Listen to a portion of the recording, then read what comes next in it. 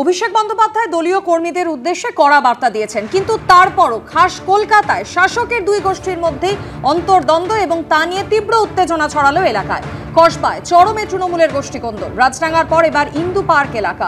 ফের তৃণমূল কাউন্সিলর লিপিকা মান্না এবং তার কাউন্সিলর এবং অন্য কাউন্সিলর সুশান্ত ঘোষের অনুগামীরা সংঘর্ষে জড়ালেন। রাতে সেখানে বোমাবাজি এমনকি গুলি চলার মতো অভিযোগ উঠল। ঘটনাস্থল থেকে উদ্ধার হয়েছে একটি কার্তুজের খোল। পুলিশের সামনেই এক মহিলার মুখ ফাটিয়ে দেওয়ার হয় বলে অভিযোগ। কসবা থানায় অভিযোগ দায়ের হয়েছে। দুই তৃণমূল কাউন্সিলরের কোনো প্রতিক্রিয়া এখনো পর্যন্ত পাওয়া যায়নি।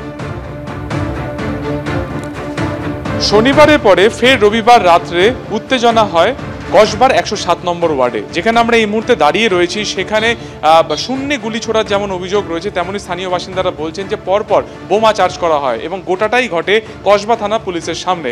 দেখা যাচ্ছে যেখানে আমরা ঘটনাস্থলে দাঁড়িয়ে রয়েছি ইন্দু পার্ক এলাকা 107 নম্বর ওয়ার্ডের, সেখানে দেখা যাচ্ছে একেবারে পরপর দাঁড়িয়ে থাকা বেশ কিছু গাড়িতে ভাঙচুর করা হয়। পুলিশের সামনে এসে গুলি চালিয়েছে, বোম মেরেছে।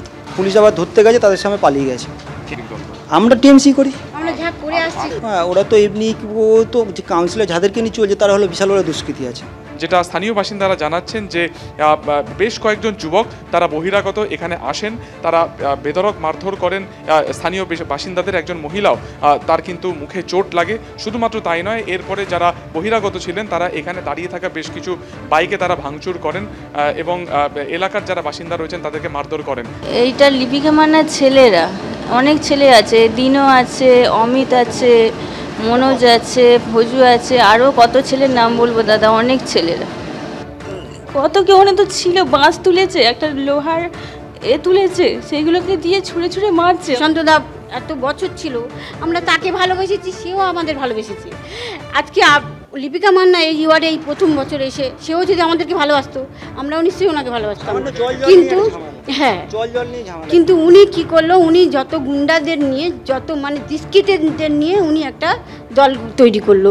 শনিবার দিনকে এই একই জায়গাতে এই ধরনের ঘটনাটি ঘটে, কিন্তু তারপরেও পুলিশ প্রশাসনের তরফে কেন এখানে বাহিনী অতিরিক্ত রাখা হয়নি? যদি থাকতো তাহলে সেক্ষেত্রে আজকে যে একেবারে বিভিন্ন জায়গাতে যে এখানে শূন্যে গুলি ছোড়ার যে অভিযোগ সামনে আসছে, স্থানীয় বাসিন্দারা যেটা বলছেন যে পরপর বোমা চার্জ করা হয়েছে, সেই ঘটনা এড়ানো যেত বলে কিন্তু স্থানীয় বাসিন্দারা জানাচ্ছেন। দেখা যাচ্ছে এই মুহূর্তে এলাকাতে এখনও কিন্তু যথেষ্ট উত্তেজনা রয়েছে। যারা স্থানীয় বাসিন্দারা তারা এখানে বসে রয়েছেন, যারা মহিলারা তারাও কিন্তু একই রকমভাবে এখানে বসে রয়েছেন এবং কসবা থানার তরফে গোটা বিষয়টি তদন্ত করা হচ্ছে। সিসিটিভি ফুটেজ, সেই সিসিটিভি ফুটেজ দেখিয়ে যারা এই ঘটনার সাথে যুক্ত তাদেরকে আইডেন্টিফিকেশনের চেষ্টা করছেন কিন্তু তদন্তকারী অফিসারেরা। ক্যামেরায় প্রবীরদের সঙ্গে সুকান্ত মুখোপাধ্যায়, এবিপি আনন্দ।